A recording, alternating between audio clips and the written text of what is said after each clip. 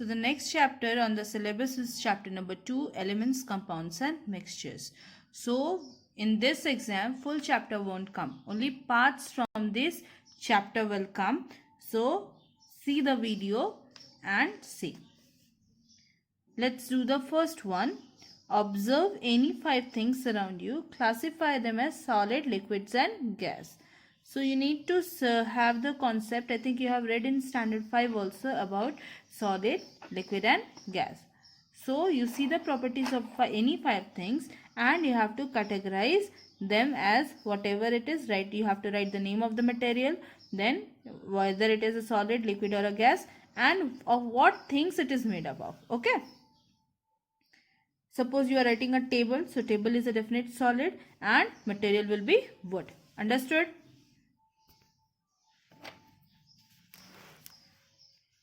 So that will be a table. So it is a solid and material will be wood. Okay, like this you need to write. Now let's see what is matter and what are its states. So you know that anything which has mass, like this pencil, and it is occupying a space, so it is called matter. So matter is of 3 types: solids having definite shape, size, liquids and gases. So liquids have definite volume, no shape, no size, and gases neither have a definite volume nor have any shape, size or yes. Then this is due to different arrangement of molecules in the matter. Substances are divided into pure substances and impure substances.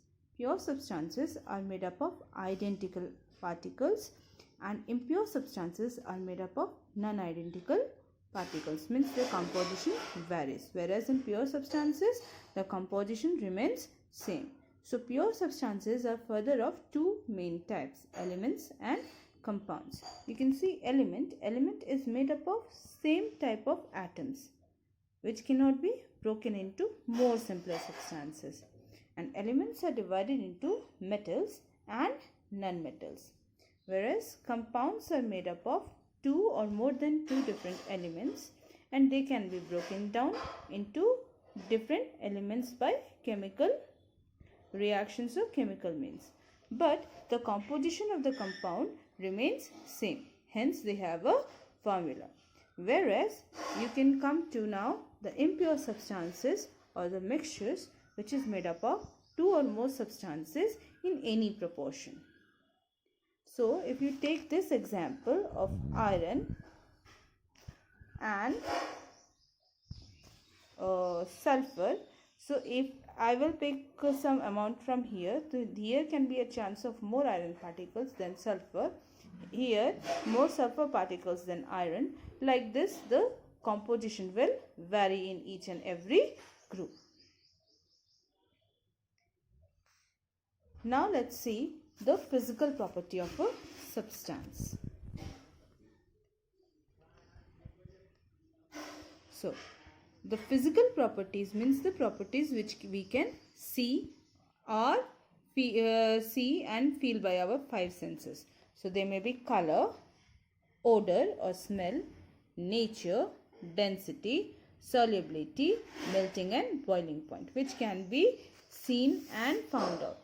So color may be colorless or colored, like oxygen, hydrogen, carbon dioxide, they are colorless. And chlorine is greenish yellow, nitrogen dioxide is reddish brown. Odorless means they do not have any smell, and have odor means having smell. So like that, oxygen, hydrogen, carbon monoxide, dioxide, they don't have any smell, whereas the pungent or very bad smell or choking odor is there, or different kind of smells is there. So like hydrogen chloride, chlorine, ammonia, sulfur dioxide. Chlorine smell you can easily found wherever we are sprinkling bleaching powder, no? So there is a very pungent kind of smell because chlorine gas is released. So that smell you can see. Nature has either it is poisonous or non-poisonous. So chlorine, sulfur dioxide, ammonia, carbon monoxide are poisonous, whereas oxygen, hydrogen, carbon dioxide, nitrogen, hydrogen chloride are non-poisonous generally. Density, either they are lighter or heavier or having same composition or as heavy as air. Okay. So hydrogen is the lightest gas and ammonia is lighter than air, whereas carbon dioxide, chlorine, sulfur dioxide are heavier than the air, and oxygen, carbon monoxide, nitrogen, hydrogen chloride have the same weight equal to the air. Solubility, if you will see, highly soluble, fairly soluble, slightly soluble. Hydrogen chloride or ammonia and sulfur dioxide are highly soluble. Carbon dioxide and chlorine are slightly, means they will be soluble but not more than or not less than. Okay, medium soluble. And oxygen, hydrogen and carbon monoxide, they dissolve but very less. Then melting and boiling point. So temperature at which solids melt or change into liquid, and temperature at which liquid boil or change over the vapor. They are the definitions of the melting and the boiling point. So each of the different elements have different, or substances have maybe element compounds have different melting and boiling point. This is the basis of many times the what you can say, when we extract the different petroleum products from the crude petroleum oil, this melting and boiling point makes the extraction or separation possible.